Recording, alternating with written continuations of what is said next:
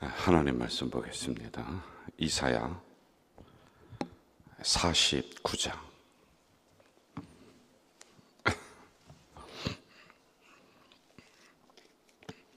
이사야 49장 8절부터 13절까지 봅니다. 49장 8절에서 13절까지입니다.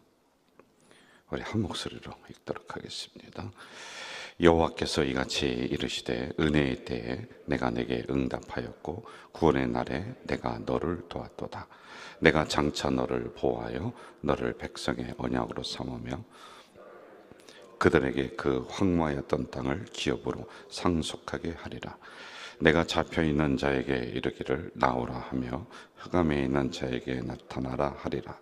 그들이 길에서 먹겠고 모든 헐벗은 산에도 그들의 풀밭이 있을 것인즉 그들이 줄이거나 목마르지 아니할 것이며 더위와 볕이 그들을 상하지 아니하리니 이는 그들을 긍휼히 여기는 이가 그들을 이끌고 샘물 근원으로 인도할 것임이라.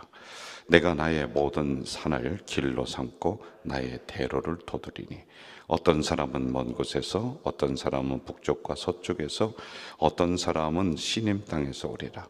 하늘이여 노래하라. 땅이여 기뻐하라. 산들이여 즐거이 노래하라. 여호와께서 그의 백성을 위로하셨은즉 그의 고난당한 자를 긍휼히 여기실 것입니다. 아멘. 우리가 이사야를 지금 새벽에 묵상을 하고 있습니다. 이사야는 66장으로 되어 있는데요. 1 이사야, 이거는 1장부터 39장까지, 여기는 하나님의 굉장한 심판, 그래서 하나님의 은혜를 저버리고 예배를 함부로 하고 우상 숭배했던 이스라엘 백성들을 아주 강하게 내리치는 말씀이 여기 나옵니다. 이걸 1 이사야. 자, 그런데 40장부터 우리가 이제 분위기가 확 달라졌다고 그랬어요. 그래서 40장에 보면 위로하라. 내 백성을 위로하라. 그리고 너는 내 것이다. 내가 너를 돕는다. 독수리 날개쯤에 올라간 같이 너희들을 그렇게 만들어준다. 이렇게 갑자기 이제 태도가 변합니다. 하나님의 태도가요. 이것을 2 이사야 이렇게 얘기를 해요. 그러니까 책이 좀 다르다는 거예요. 여기 첫 1권에 있는 책의 내용과 2권에 있는 책의 내용이 여기는 심판을 얘기하고 이쪽에 있는 책은 하나님의 회복, 위로, 이걸 얘기한다는 거예요. 그래서 학자들이 뭐라고 하느냐면은 이 1권과 2권의 요 사이에 약 200년 정도의 시간이 흘렀다. 이건 이제 전문가들이 이렇게 이야기를 하니까 그 안에 뭐가 있었느냐? 하나님의 심판을 받았다. 그래서 멸망했다. 이런 거예요. 여러분, 제가 계속 말씀드리잖아요.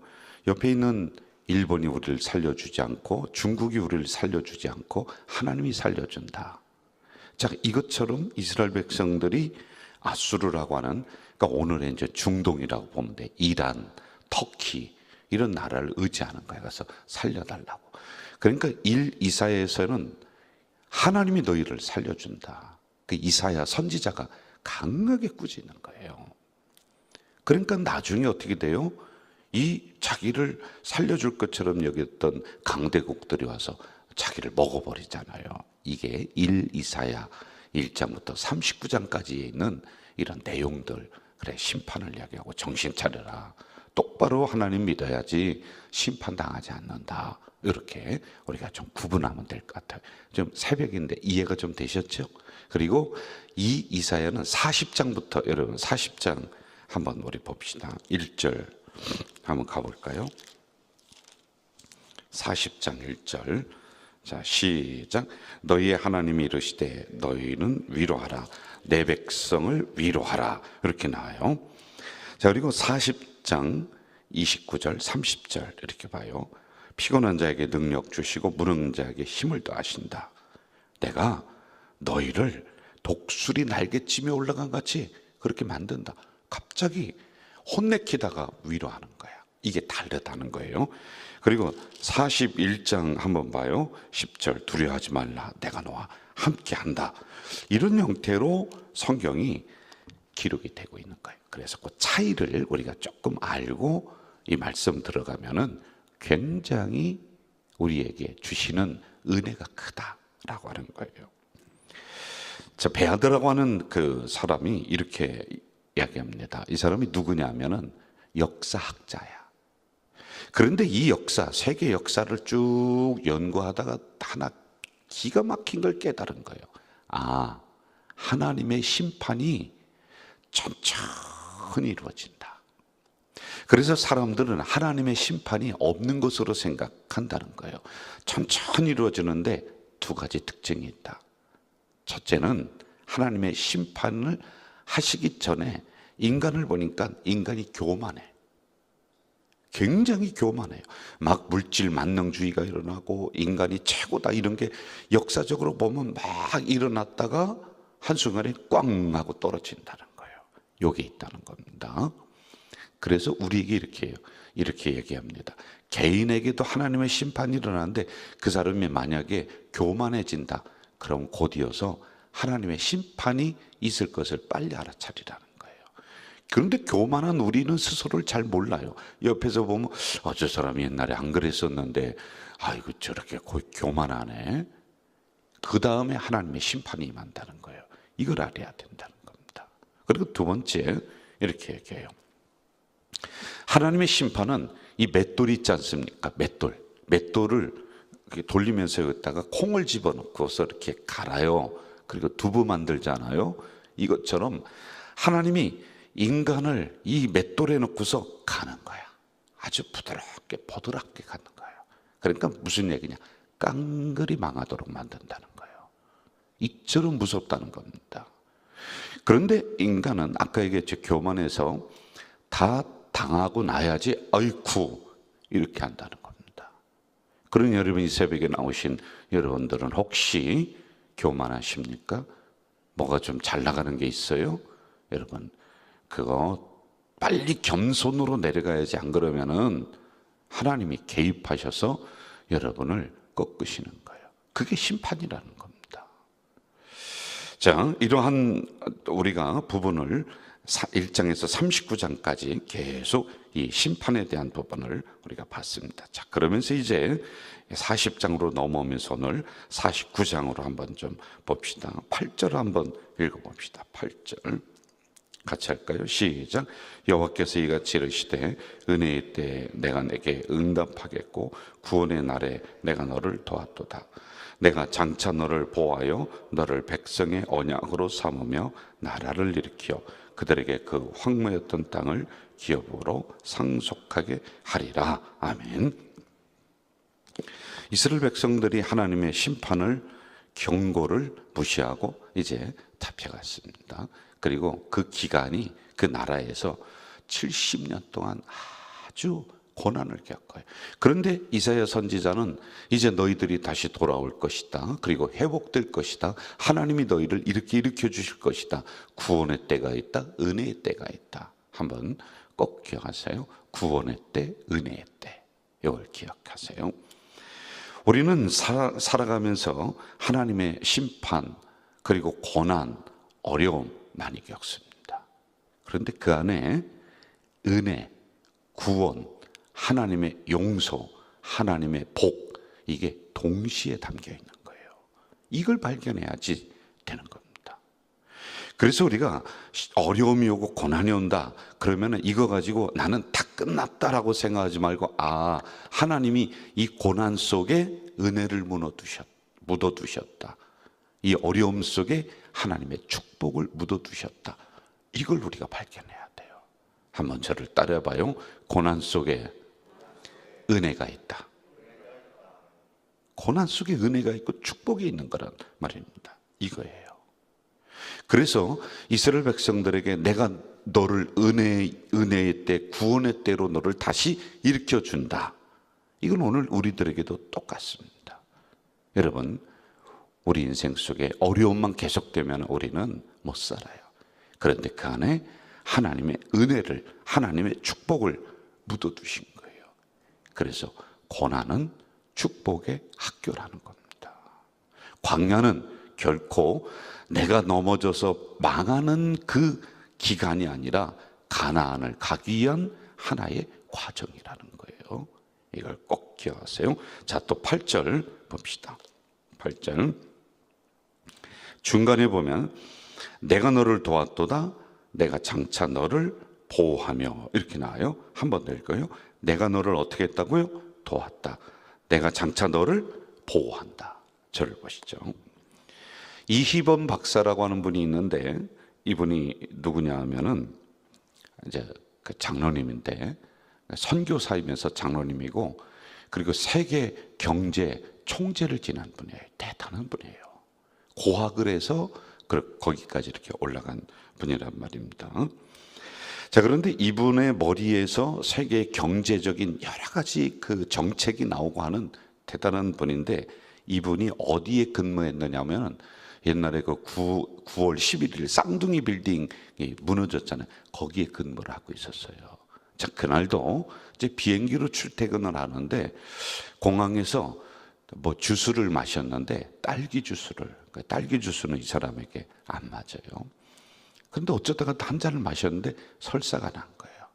그래 공항 화장실에 뛰어들어가서 설사를 하는데 빨리 쌍둥이 빌딩을 가야 돼. 왜냐하면 거기서 세계 경제학자들 5명이 만나서 그 100층에서 회의를 하기로 자기가 가야지 돼. 대장이라.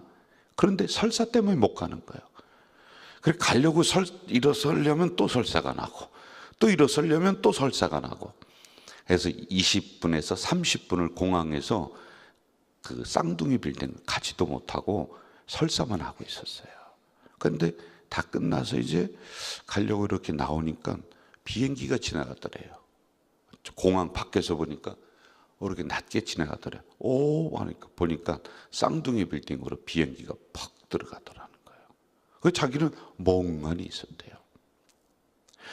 자기가 만약에 설사가 안 났다면 꼭 그 시간에 쌍둥이 빌딩 100층에 가서 회의를 하는 그 자리인데 그런데 자기는 깜짝 놀란 거예요.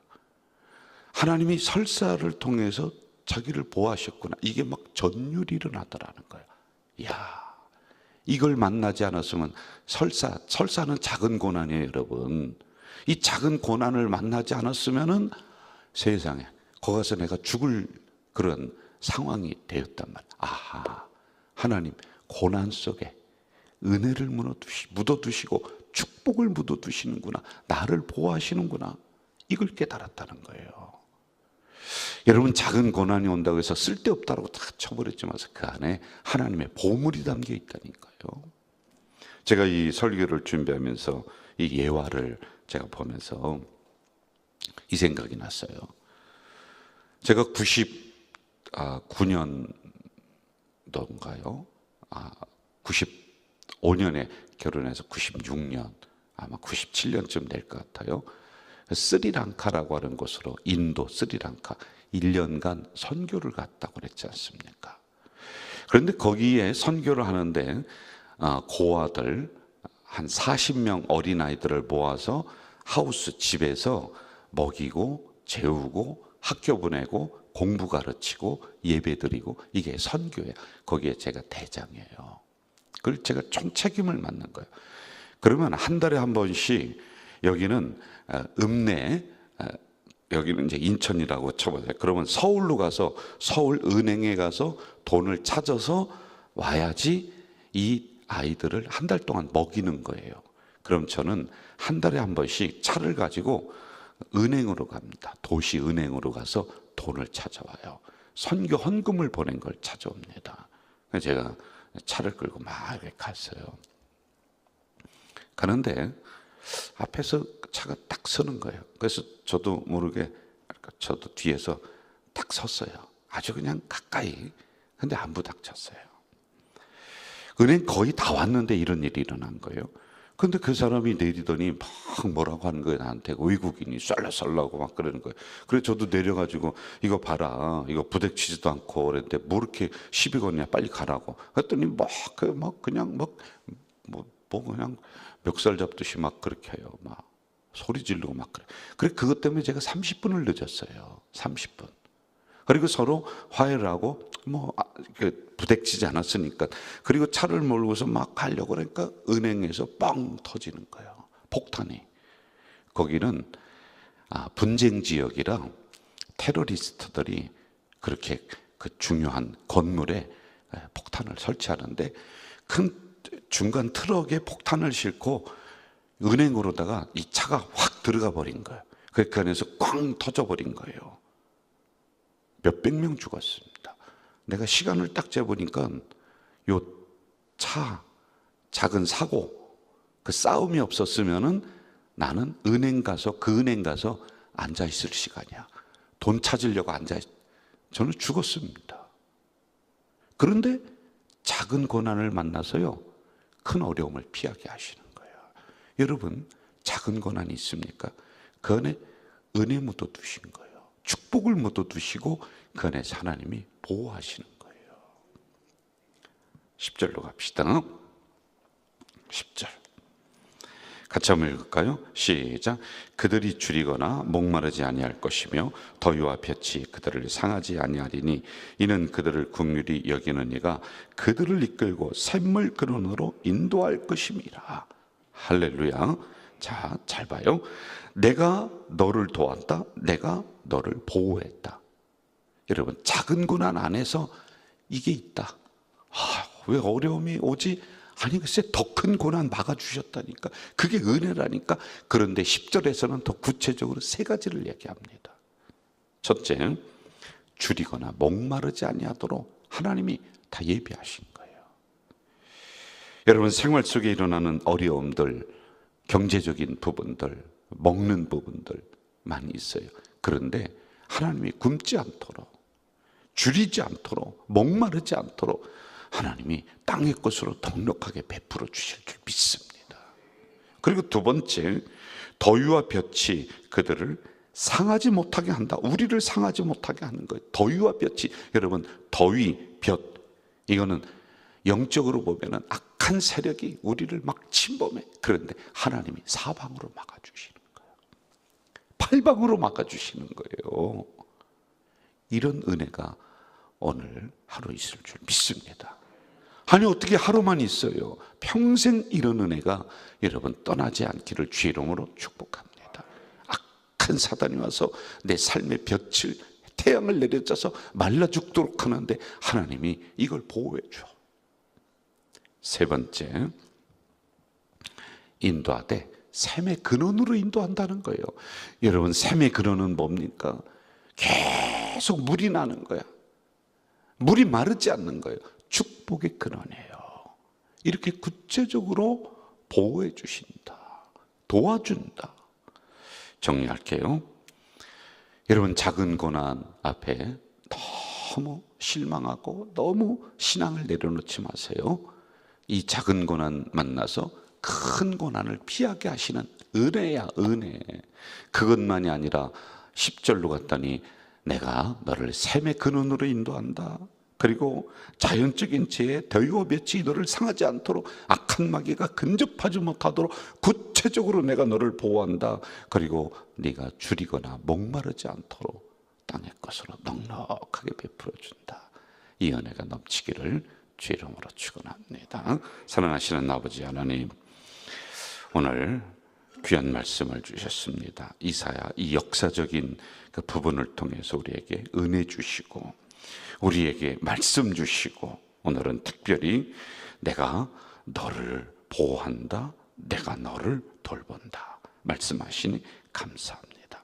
구체적 손길로 우리를 살펴주시는 하나님, 작은 고난 만나게 하셨습니다. 그런데 그 고난 이제 지나고 봤더니 아하, 큰 재앙을 피하도록 하나님이 은혜를 묻어두셨구나, 축복이구나. 이것을 경험해 나가는 우리가 되도록 인도해 주시옵소서. 오늘도 아버지 하나님 앞에 귀한 헌금을 올리는 손길이 여기에 있습니다. 물질 때문에 발 동동 구르지 않도록 하시고, 세상 사람들에게 자존심 상하지 않도록 하나님, 이들 기름병에 기름이 마르지 않는, 물질이 마르지 않는 넉넉한 복을 내려 주시옵소서. 예수님의 이름으로 기도하옵나이다. 아멘. 하늘에 계신 우리 아버지, 아버지의 이름을 거룩하게 하시며 아버지의 나라가 오게 하시며 아버지의 뜻이 하늘에서와 같이 땅에서도 이루어지게 하소서. 오늘 우리에게 일용할 양식을 주시고 우리가 우리에게 잘못한 사람을 용서하여 준 것 같이 우리 죄를 용서하여 주시고 우리를 시험에 빠지지 않게 하시고 악에서 구하소서. 나라와 권능과 영광이 영원히 아버지의 것입니다. 아멘.